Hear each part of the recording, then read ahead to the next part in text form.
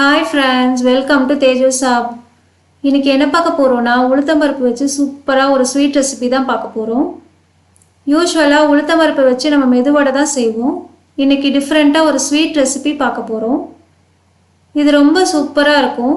சின்ன வயசுல இருந்தே எங்களோட ஃபேவரட் டிஷ்னே சொல்லலாம். எங்க ஊர் சைடு நாமக்கல் சேலம் சைடு வந்து இது ரொம்ப ஃபேமஸ். எந்த ஃபங்க்ஷனா இருந்தாலும் உளுத்த வடை கண்டிப்பா இருக்கும். அதே மாதிரி பொண்ணுங்க ஏஜ் அட்டன் பண்ணிட்டாங்கன்னா அவங்களுக்கு கண்டிப்பாக இது கொடுப்பாங்க. ஏன்னா இடுப்பு எலும்புக்கெலாம் நல்ல ஸ்ட்ரென்த்து கொடுக்கும். ரொம்ப ஹெல்த்தியான ரெசிபி. பாருங்கள், பார்க்கும்போதே எவ்வளோ சூப்பராக இருக்குன்ட்டு. நல்லா சாஃப்டாக சூப்பராக வந்திருக்கு. வாங்க அது எப்படி செய்கிறதுன்னு பார்க்கலாம். அதுக்கு இந்த டம்ளரில் நான் 2 டம்ளர் உளுத்தம்பருப்பு எடுத்திருக்கேன். இது ஒரு 350லேருந்து 400 கிராம் வரைக்கும் இருக்கும். அது நல்லா கழுவிட்டு நம்ம ஊற வச்சுக்கலாம். நல்லா அலசி எடுத்துக்கிறேன். ஒரு 3 வாட்டி நல்லா கழுவி எடுத்து வச்சுருக்கேன். இதை நம்ம இப்போ ஊற வச்சுக்கலாம். இதை ரொம்ப நேரம் ஊற வைக்கணுன்ற அவசியம் கிடையாது. ஒரு 3/4 மணி நேரத்துலேருந்து 1 மணி நேரம் வரைக்கும் ஊறினா போதும். ஏன்னா ரொம்ப ஊறிச்சுன்னா ரொம்ப எண்ணெய் இழுக்கும். அதனால் 1 மணி நேரம் வரைக்கும் ஊற வச்சா போதும். இப்போ 1 மணி நேரம் ஆயிடுச்சு. இதில் இருக்கிற தண்ணியெல்லாம் நம்ம நல்லா வடித்து எடுத்துக்கலாம். கொஞ்சம் கூட தண்ணியே இருக்கக்கூடாது. அந்த அளவுக்கு நல்லா வடித்து எடுத்துக்கணும். ஸோ இப்போ தண்ணியெலாம் வடித்து எடுத்து வச்சுருக்கேன். இதை நம்ம மிக்சியில் போட்டு நம்ம அரைச்சிக்கலாம். இப்போ அது மிக்சி ஜாருக்கு நான் ட்ரான்ஸ்ஃபர் பண்ணி வச்சுருக்கேன். இதில் கொஞ்சம் கூட தண்ணி ஊற்றாமல் நம்ம அரைக்கணும். தண்ணி நிறையா ஊற்றிட்டோன்னா நிறைய எண்ணெய் இழுத்துரும். அதனால் தண்ணி கொஞ்சம் கூட ஊற்றாமல் நம்ம அரைக்கணும்.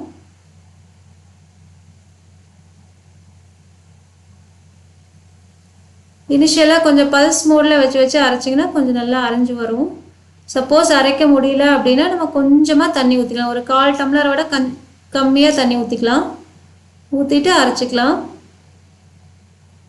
இது கூட ஏலக்காய் வேணால் கூட போட்டு கொஞ்சம் அரைச்சிக்கலாம். ஆனால் நான் எதுவும் ஆட் பண்ணல இன்றைக்கி. ஸோ கொஞ்சம் அரைஞ்சதுக்கப்புறம் நான் சர்க்கரை ஆட் பண்ணிக்கிறேன். 2 டம்ளர் உளுத்தம்பருப்புக்கு 1.5 டம்ளர் சர்க்கரை ஆட் பண்ணியிருக்கேன். ஆட் பண்ணிவிட்டு நம்ம அரைச்சிக்கலாம். சர்க்கரை ஆட் பண்ணோம்னா கொஞ்சம் இலகி வரும். நம்மளுக்கு அரைக்கிறதுக்கும் நல்லாயிருக்கும். அதனால் சர்க்கரை ஆட் பண்ணிக்கலாம். பல்ஸ் மோடில் வச்சு அரைச்சிங்கன்னா கொஞ்சம் ஈஸியாக நல்லா அரைஞ்சி வரும். இது ரொம்ப நைஸாக அரைக்கணுன்ற அவசியம் கிடையாது. கொஞ்சம் கொரகொரப்பாக அரைச்சாலே போதும். இட்லி மாவு பதத்துக்கெலாம் நம்ம அரைக்க தேவையில்லை. பாருங்கள், அரைச்சாச்சு. நான் இப்போ எடுத்து காமிக்கிறேன். பாருங்கள், பார்க்கும்போதே தெரியும். ரொம்ப நைஸாக அரைக்க தேவையில்லை. இந்த மாதிரி கொரகொரப்பாக அரைச்சாலே போதும்.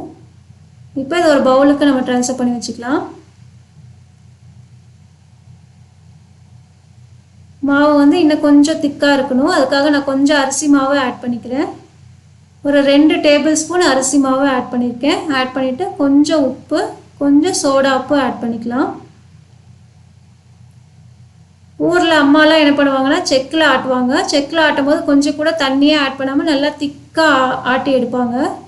ஆனால் நமக்கு மிக்சியில் அந்த மாதிரி வராது. அதனால் கொஞ்சம் அரிசி மாவு நான் ஆட் பண்ணியிருக்கேன். அரிசி மாவு ஆட் பண்ணலைன்னா கொல கொலன்னு இருக்க மாதிரி இருக்கும். அது நம்மளுக்கு நிறைய எண்ணெய் குடிக்கும். அதனால தான் அரிசி மாவை ஆட் பண்ணியிருக்கோம். இப்போ இதை நம்ம வடையாக தட்டி பொரித்து எடுத்துக்கலாம். ஸோ வடை தட்டுறதுக்கு ஒரு கிண்ணத்தில் தண்ணி கொஞ்சம் வச்சுக்கோங்க. தண்ணி வச்சுட்டு 2 கையும் நல்லா தண்ணியில் நனைச்சிக்கணும். தண்ணியில் நனைச்சிட்டு நல்லா உதறிக்கோங்க. உதறிட்டு கொஞ்சம் மாவு எடுத்து அதை உள்ளங்கையில் வச்சு இந்த மாதிரி வடை மாதிரி தட்டிக்கோங்க. தட்டிட்டு நம்ம பொரிச்சு எடுத்துக்கலாம். சப்போஸ் மாவு வந்து ரொம்ப கொல கொலன்னு இருக்குது, வடை தட்ட வரல அப்படின்னா இன்னும் கொஞ்சம் அரிசி மாவு கூட நம்ம ஆட் பண்ணிக்கலாம்.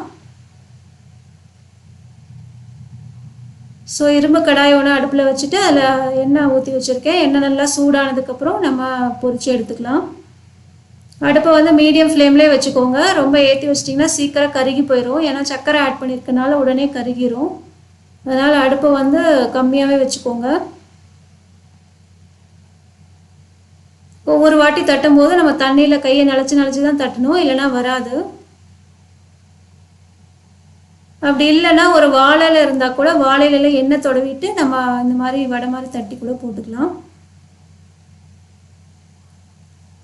பிகினர்ஸ்க்கு கொஞ்சம் கஷ்டமாக இருக்க மாதிரி இருக்கும். கொஞ்சம் ப்ராக்டிஸ் பண்ணிங்கன்னா அழகாக வந்துடும். மாவு வந்து நல்லா கொஞ்சம் திக்காக இருக்கிற மாதிரி பார்த்துக்கோங்க. அப்போ தான் நம்மளுக்கு வடை தட்டுறதுக்கு ஈஸியாக வரும். ஒவ்வொரு வாட்டி தட்டும் போது கொஞ்சம் தண்ணியில் நினச்சி தட்டணும், அவ்வளோதான். வடை தட்டும்போது தண்ணி வந்து எண்ணெயில் படாமல் பார்த்துக்கோங்க. ஏன்னா எண்ணெயெல்லாம் மேலே அடிச்சிடும் தண்ணி பட்டுச்சுன்னா. அதனால் பார்த்து கேர்ஃபுல்லாக பண்ணுங்கள்.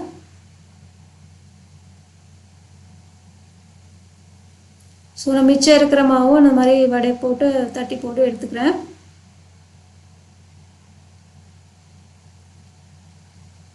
ரொம்ப ஈஸியாக செஞ்சு முடிச்சிடலாம். உளுத்தம்பருப்பு ஊறிச்சுன்னா அரைச்சி உடனே போட்டுடணும், அவ்வளோதான். ஸோ அதே மாதிரி மாவை அரைச்சி ரொம்ப நேரம் நம்ம வச்சுருக்கக்கூடாது. அரைச்சி உடனே போட்டு எடுத்துடணும், இல்லைன்னா ரொம்ப எண்ணெய் இழுத்துரும்.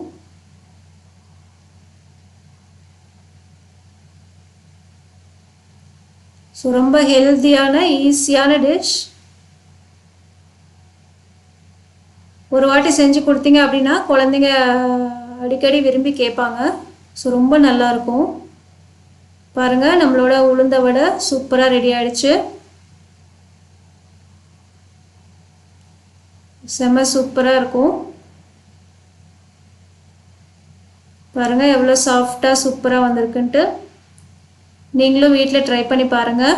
எப்படி இருந்ததுன்னு கமெண்ட் பண்ணுங்கள். தேங்க்ஸ் ஃபார் வாட்சிங்.